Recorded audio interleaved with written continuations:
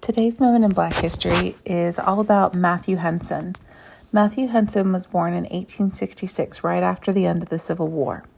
His family were sharecroppers, like many African American people were during Reconstruction, and they lived in a rural part of Maryland.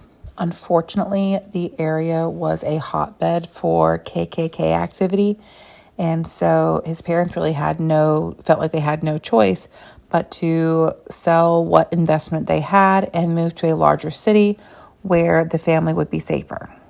Unfortunately, his mother passed when he was 7 and his dad passed when he was 10.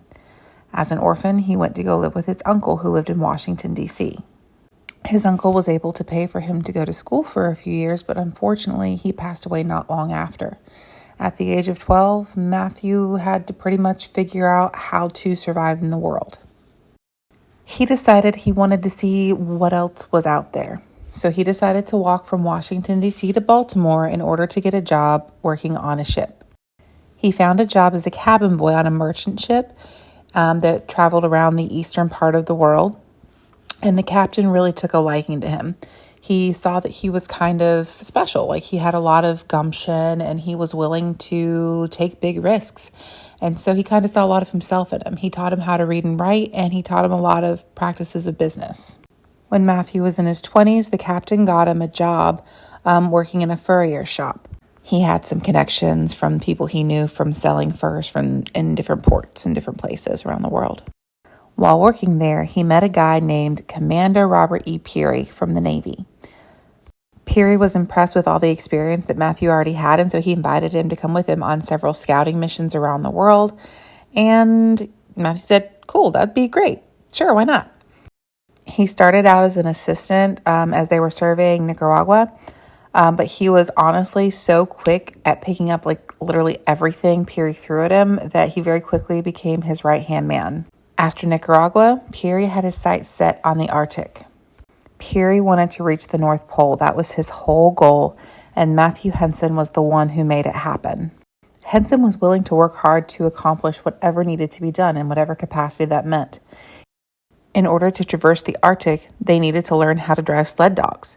He became the person who did that.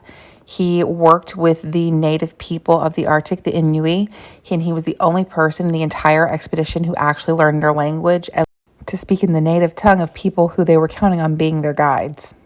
It took several attempts to make it because the North Pole is really stinking cold, and so conditions are not always great. Peary, of course, chose Henson as well as 4 Inuit men to continue on the journey towards the pole, and they made their way to the farthest point north. Towards the end, Peary was so exhausted he had to be pulled by dog sled. But Matthew Henson kept going and became the very first adventurer to reach the North Pole. He said, "There can be no conquest to the man who dwells in the narrow and small environment of a groveling life. And there can be no vision to the man the horizon of whose vision is limited by the bounds of self. But the great things of the world, the great accomplishments of the world, have been achieved by men who had high ideals and who have received great visions.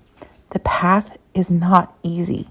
The climbing is rugged and hard, but the glory at the end is worthwhile."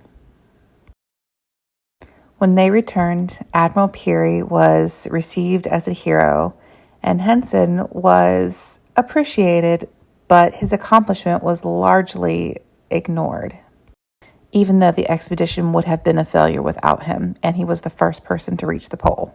But in the 1930s, Henson was finally admitted as a member to the Explorers Club and was awarded an expedition medal before he died in 1955.